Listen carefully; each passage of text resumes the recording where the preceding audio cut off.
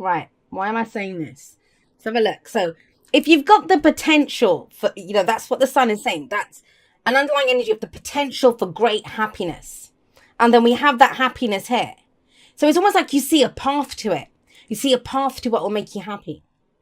The sun, and the moon, they're both cards of, let's talk about them together actually. We'll get to that Eight of Cups at the moment. In the present, where your focus is, but they're both cards of illumination. They both reveal things to us, right?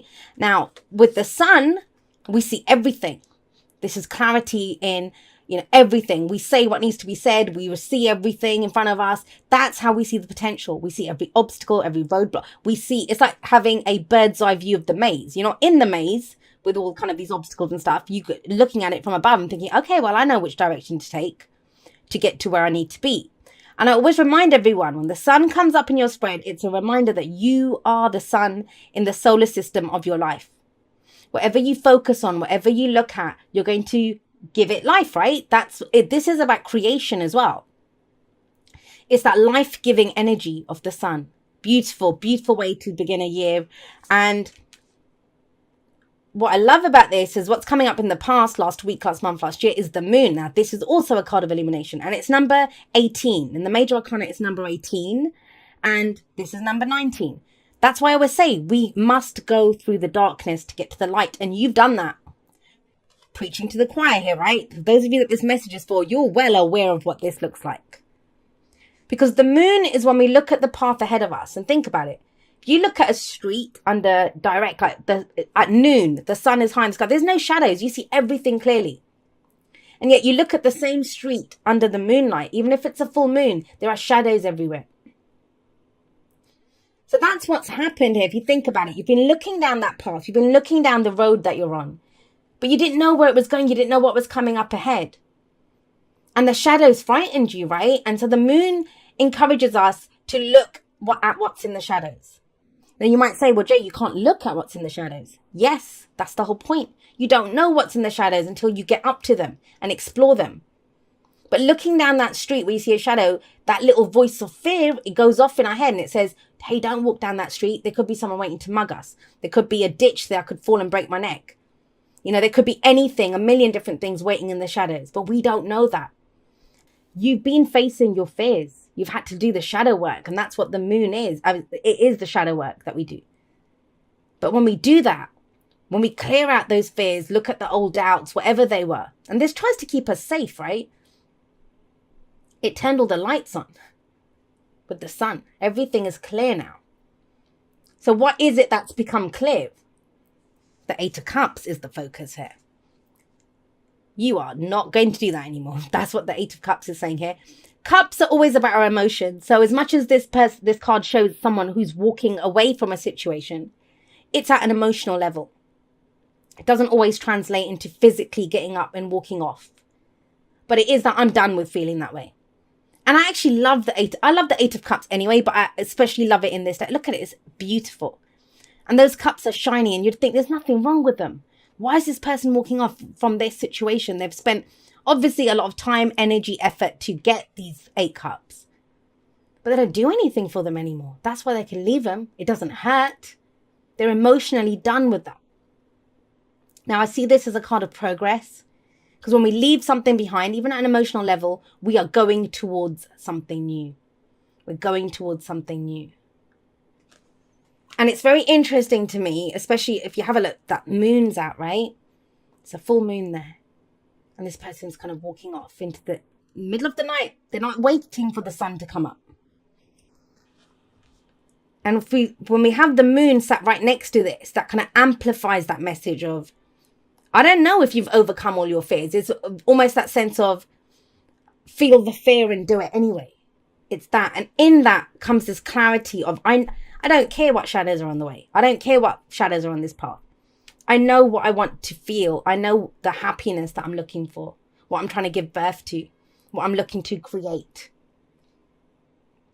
And you know, when we're walking around in the darkness, we're going to stumble, right? Imagine all the lights are off in the house. If there's been a power cut or something, you're going to bump into things. Even if you know the furniture where it is, you bump into things, you stumble around, you walk around a little bit slowly. But the lights are on now. And so we have the Chariot in the present. full steam ahead. This is a balancing of the head and the heart. And, we have these two sphinxes here, and it's almost as if that's the darkness and that's the light, right? They work together now. And that's one of the key things that a lot of people don't realize about everyone wants peace and happiness and, all of these beautiful emotions. But they are a part. They come as, part and parcel of the darkness as well. And when we've made peace with our dark side, when we've made peace with our fears and doubts, we know they're there. We recognize them. They're a part of who we are. There's nothing wrong with having fears. There's nothing wrong with having doubts. It's what we do with them. Do we allow them to stop us? And you're not. That's what I love about this. We have the sun here. You see the path ahead of you. And guess what? Then you get in your chariot and you go down there. You go down that path.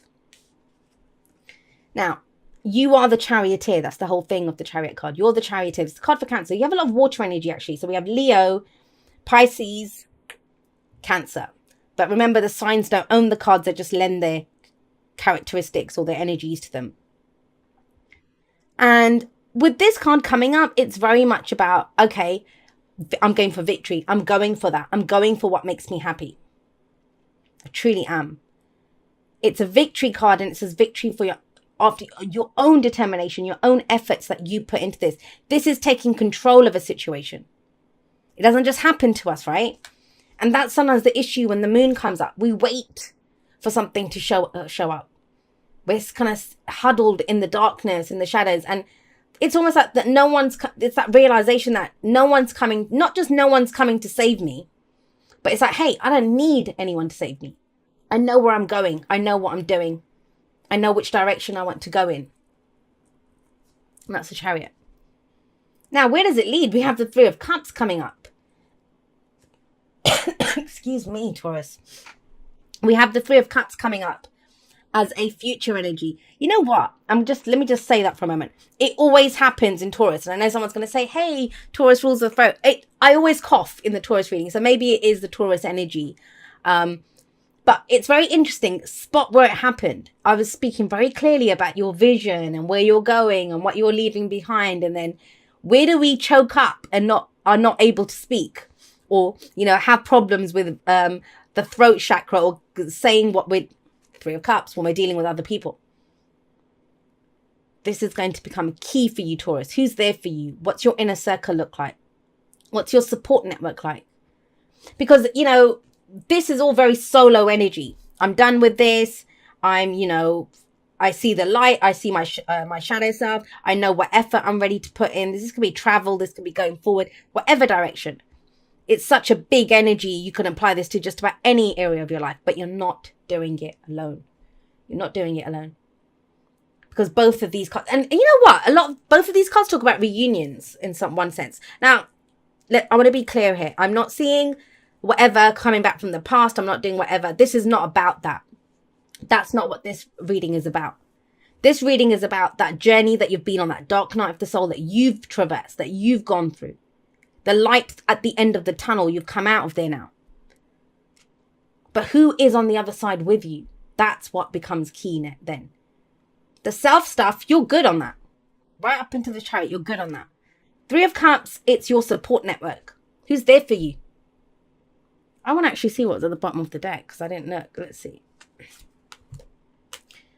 The Wheel of Fortune.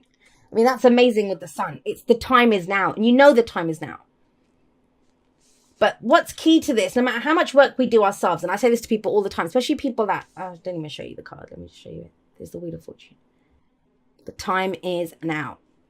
And it's interesting. I said this for Aries reading because they got the Hermit. The Hermit comes up before the Wheel of Fortune. Looking within, finding that your energies in this reading, they imply that. But when we come out the other end, there's going to be people that our tribe, who's our inner circle, who's our core inner circle. Three of Cups. Celebrating with people, people that we love and support and that love and support us. You're not doing this alone. And I think that's the next step for you. You're good on where you are. Who are you taking with you on this? And that's the advice as well. The advice is the Ten of Cups. What's your happily ever after?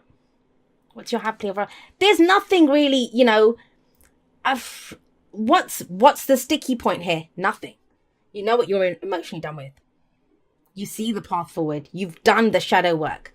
I mean, all I can say is from all the readings that I've done recently, I've seen it's almost as if, and that could be just the tail end of December, like, and it kind of creeps into the beginning of January. But that sense of, well, that happened in the past, or I got frightened in the past, or maybe this happened. And that's bullshit. We leave that. That's why what we focus on right now, what our story is, what the next step is, our focus has to be on that. It will keep us clear and where we're going.